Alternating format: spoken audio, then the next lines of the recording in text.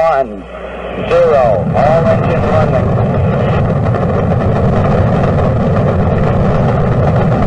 Liftoff, we have a liftoff, 32 minutes past the hour.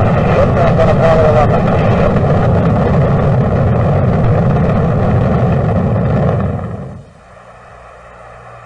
40 feet down, 2.5.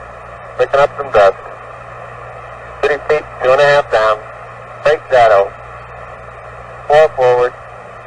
4 forward. Drift into the right a little. 20, down a half. Contact light. Okay, engine stop. Houston, Tranquility Base here. The Eagle has landed. Roger, Tranquility. We copy you on the ground. You got a bunch of guys about to turn blue. We're breathing again. Thanks a lot. Okay, Neil, we can see you coming down the ladder now. I'm at the foot of the ladder. The lamb footbeds are only depressed in the surface about 1 or 2 inches.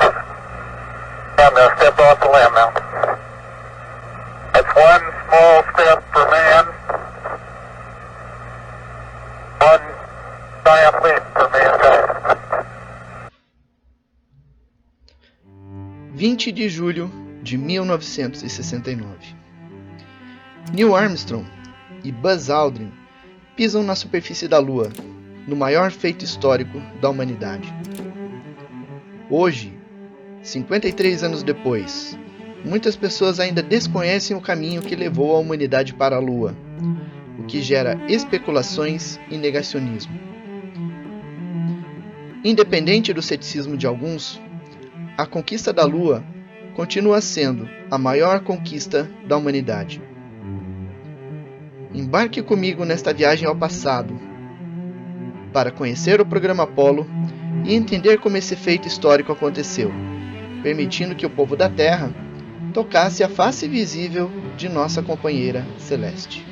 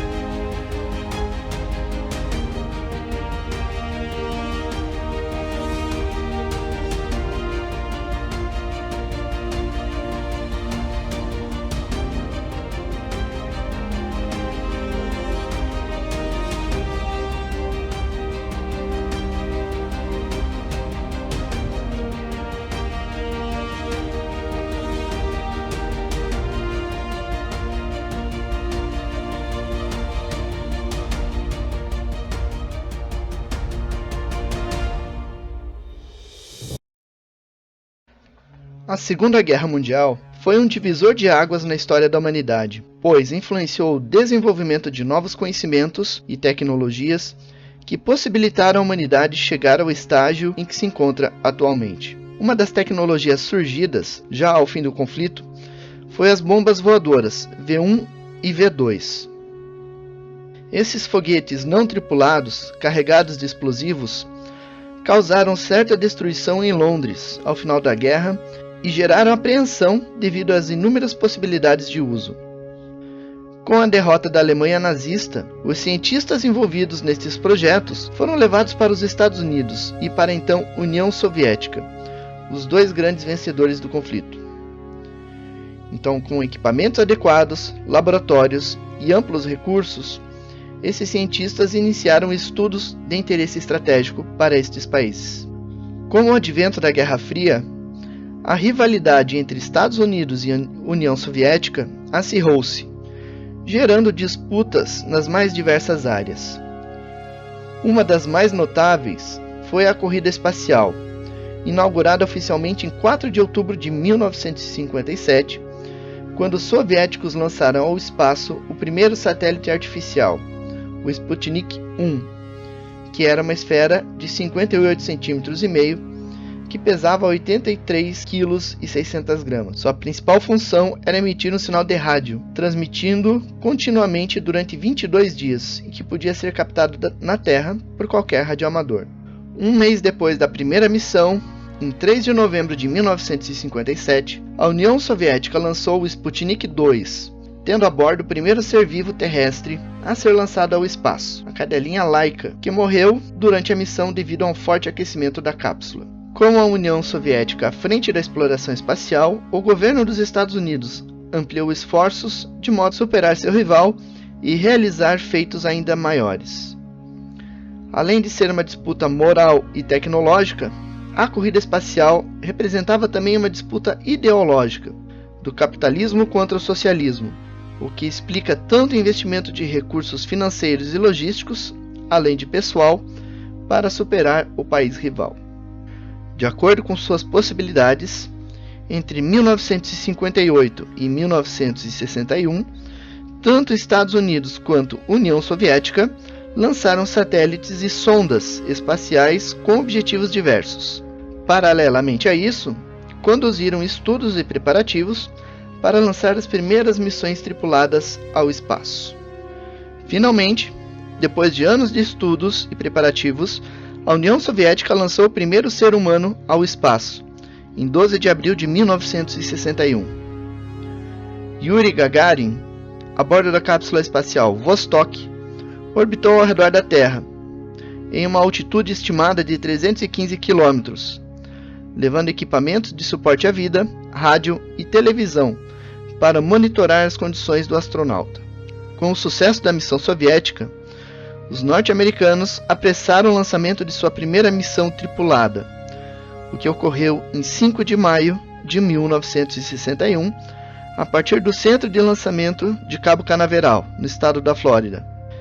A missão Mercury 3, levando o astronauta Alan Shepard, o primeiro norte-americano a ir ao espaço. Nos atos seguintes, a União Soviética conseguiu vários feitos pioneiros na exploração do espaço. Visando conter o avanço soviético, foi criada, por meio de ato institucional, a Agência Nacional de Aeronáutica e Espaço, a NASA, em 29 de julho de 1958, e ela tinha por objetivo coordenar o desenvolvimento astronáutico, bem como conduzir a exploração do sistema solar. Sob encargo da NASA, foi lançado o programa Mercury, um programa instituído para garantir a soberania dos Estados Unidos no espaço. Entre 1959 e 1963, 7 astronautas foram enviados ao espaço. Para fazer frente ao pioneirismo soviético, os americanos criaram um plano ousado. Em 25 de maio de 1961, o então presidente americano, John Kennedy, discursou perante uma comissão especial do Congresso americano. Ali, ele lançou o objetivo nacional de colocar astronautas na superfície da Lua e trazê-los de volta em segurança. Ali foram lançadas as bases do programa Apollo. Os objetivos estabelecidos para o programa Apollo eram estabelecer a tecnologia para viabilizar os interesses dos Estados Unidos no espaço, obter proeminência no espaço para os Estados Unidos, desenvolver um programa de exploração científica da Lua e desenvolver as capacidades do homem para trabalhar no ambiente lunar. Então os trabalhos do programa Apollo tiveram início e o primeiro passo foi fazer um planejamento prévio. A partir do planejamento prévio, foi iniciado o processo de seleção dos melhores profissionais nas mais diversas áreas científicas nos Estados Unidos. Com a seleção desses profissionais, se formaram diferentes equipes de trabalho. Em paralelo ao programa Apollo, outros programas foram sendo conduzidos. O programa Gemini iniciou em 1961, e diferente do programa Mercury, agora eram enviados ao espaço 2 astronautas em cada missão.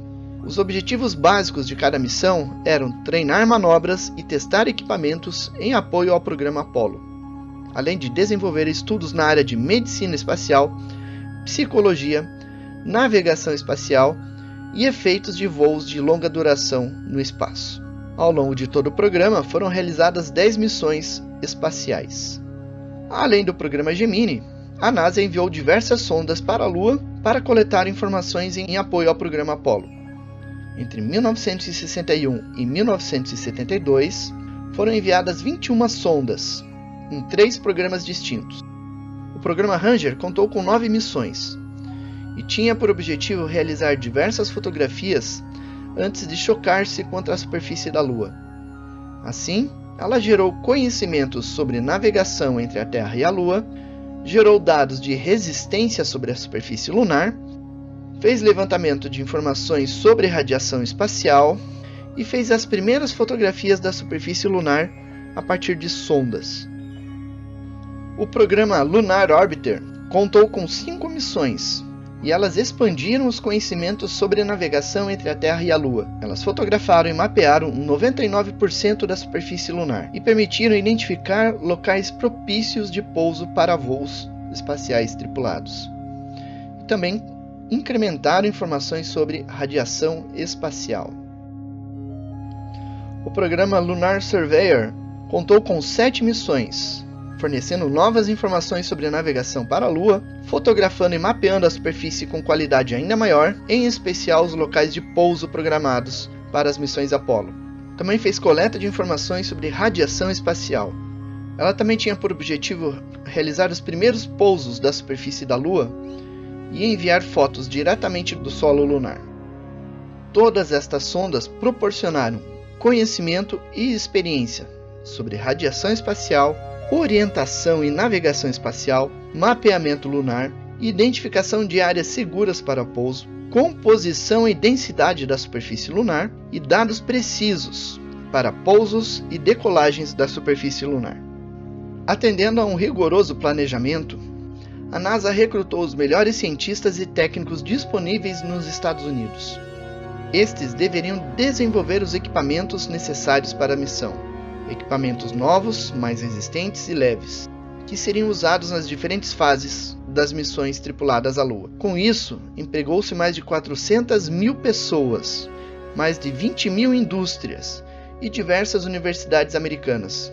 Ao todo foram gastos 25 bilhões de dólares em valores da época. Em valores atuais, 170 bilhões de dólares, 4% do PIB dos Estados Unidos na época. Com todo este fabuloso corpo científico, foram concebidos 3 modelos de missão. No primeiro modelo, seria construído um foguete gigantesco, que decolaria da Terra, pousaria na Lua e após a missão decolaria da Lua, retornando para a Terra.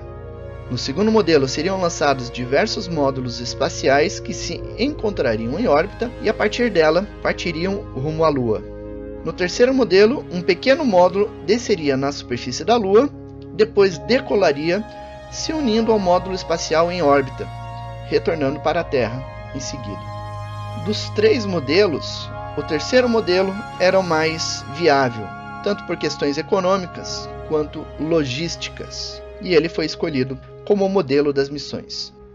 Com a escolha do modelo de missão, escolheu-se colocar 3 astronautas em cada voo. 2 deles desceriam à superfície e um ficaria em órbita, à espera de seus companheiros. Para compor o quadro de astronautas, foram escolhidos pilotos militares, notadamente pilotos de combate ou pilotos de testes, a serviço da Marinha dos Estados Unidos.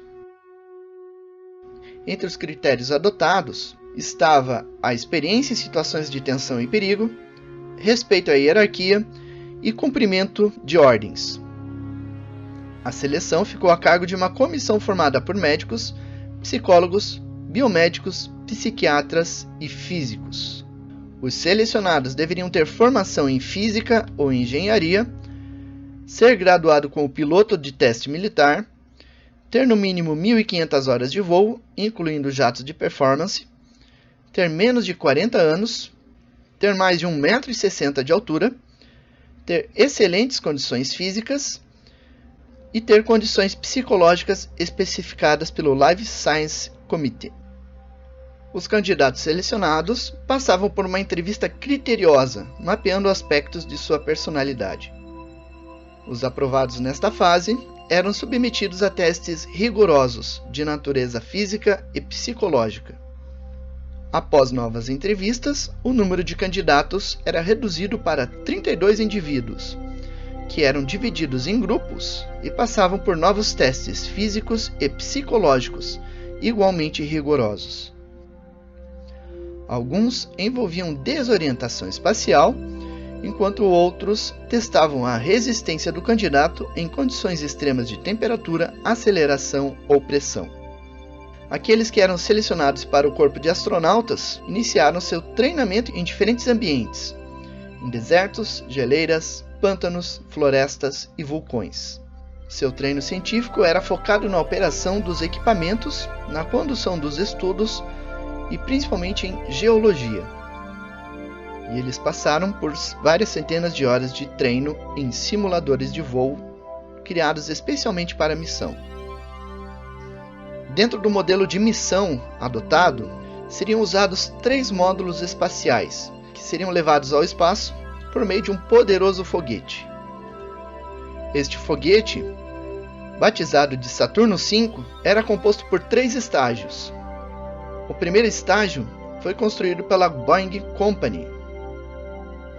O segundo estágio foi construído pela North American Aviation. E o terceiro estágio foi construído pela Douglas Aircraft Company.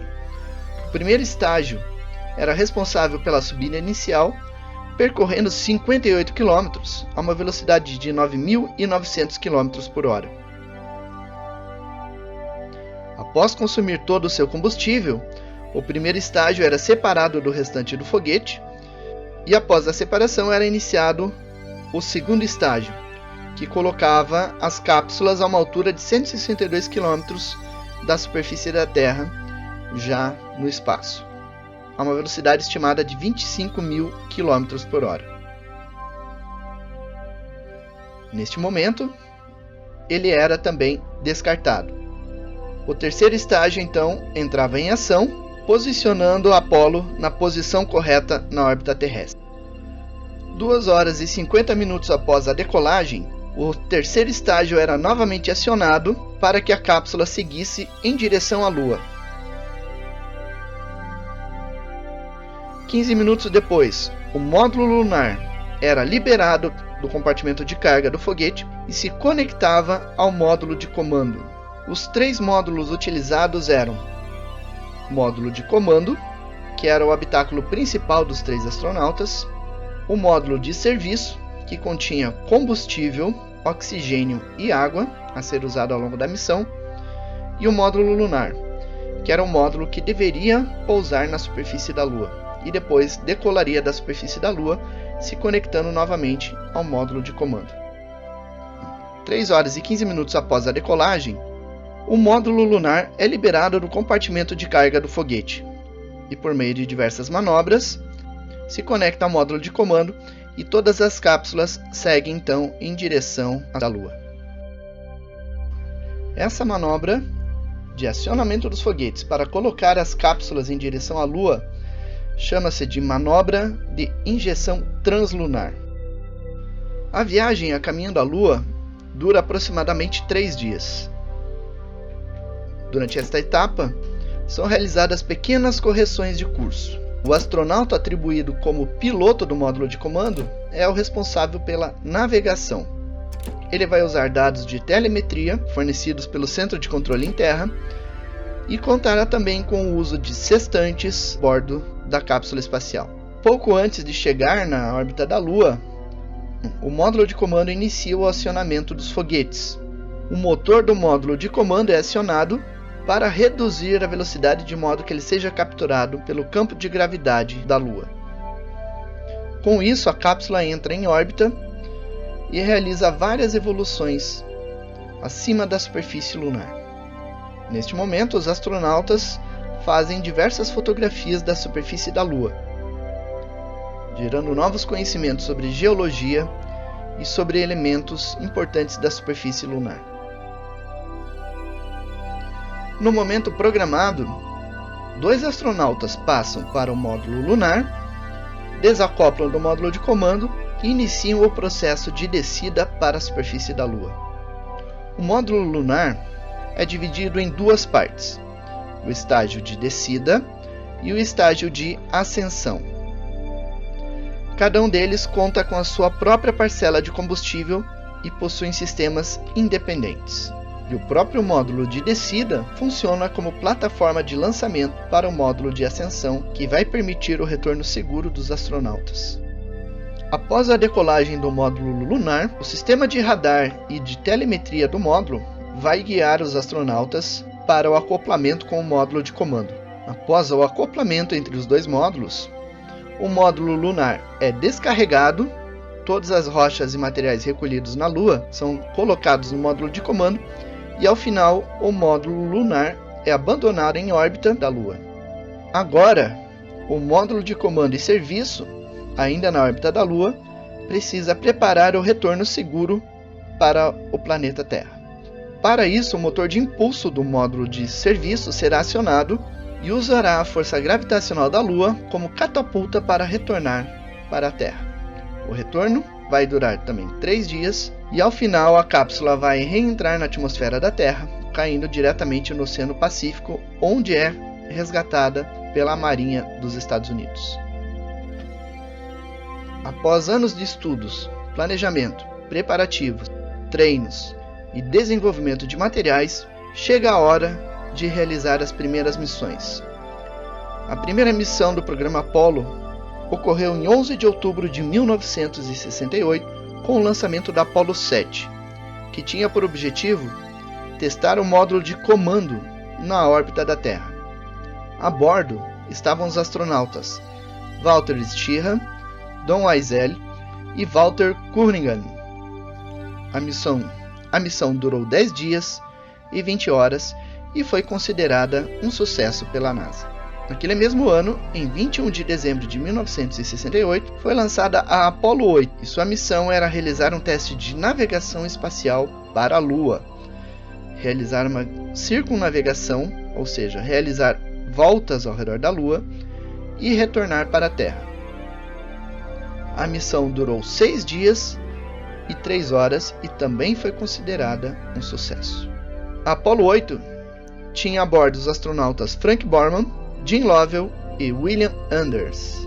A Apollo 9 foi lançada em 3 de março de 1969 e tinha por missão realizar testes do módulo lunar na órbita da Terra. Ela tinha a bordo os astronautas James McDivitt, David Scott e Russell Schweickart. A missão durou 10 dias e 1 hora e também foi considerada um sucesso.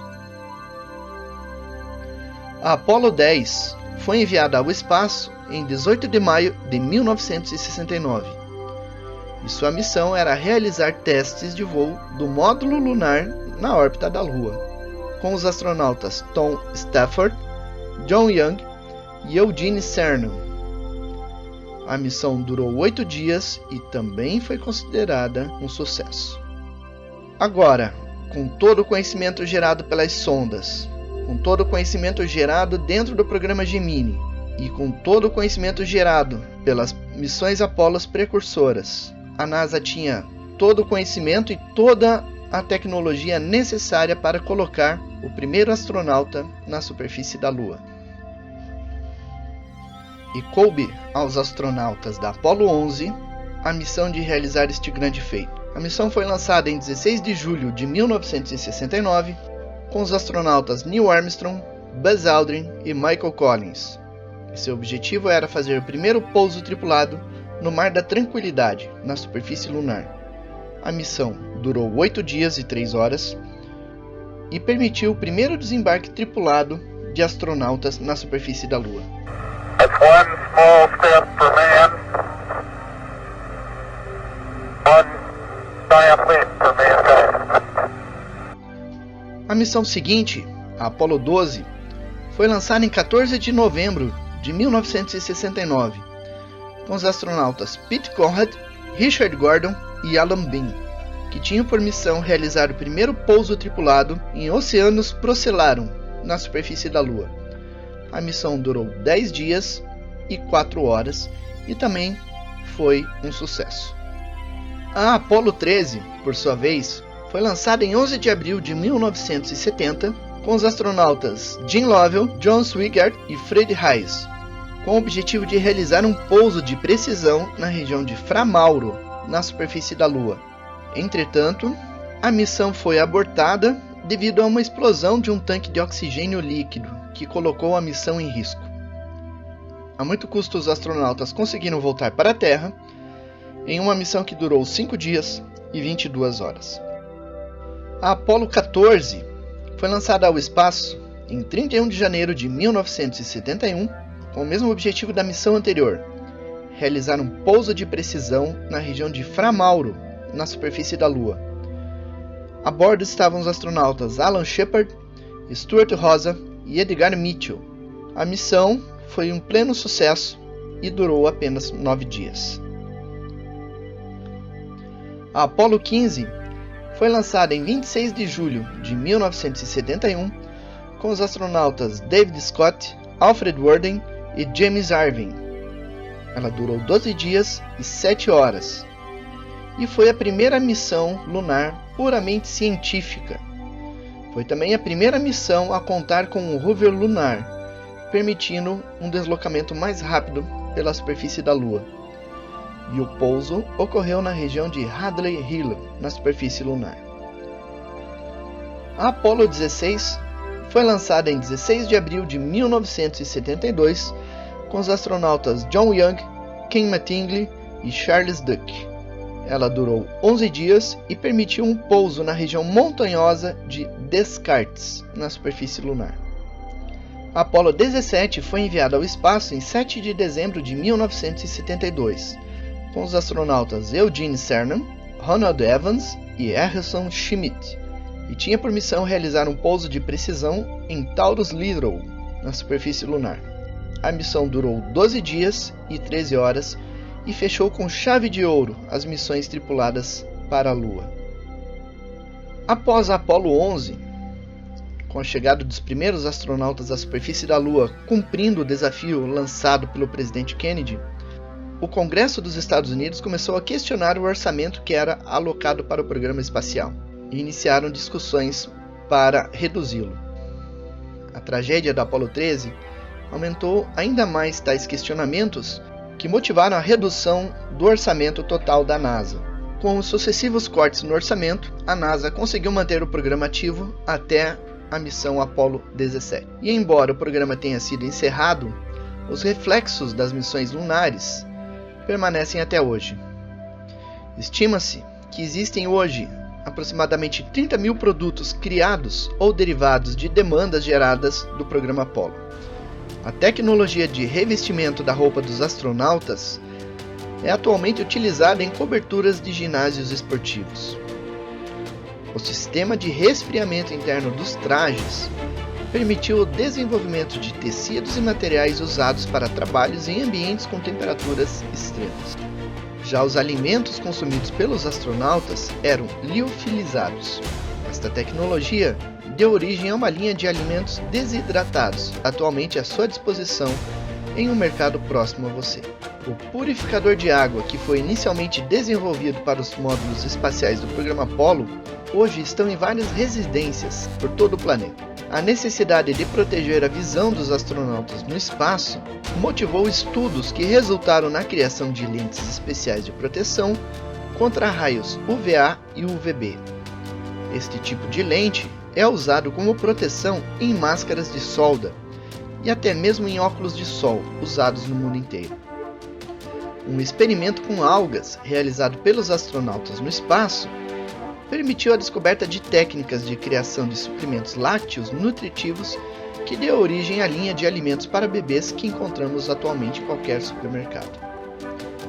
Com todos esses números grandiosos, com tanta quantidade de investimento alocados para o programa, com tantas pessoas envolvidas nas diferentes etapas do programa, desde o planejamento até a construção das ferramentas, até a construção dos módulos, aqueles envolvidos nos treinamentos, aqueles envolvidos nos centros de controle e monitoramento, e em todas as equipes de suporte espalhadas pelo mundo, O programa Apollo continua sendo até hoje a maior aventura da humanidade, uma ação pioneira de desembarque e exploração de outro corpo celeste, quando os seres humanos pela primeira vez tocaram a face da Lua.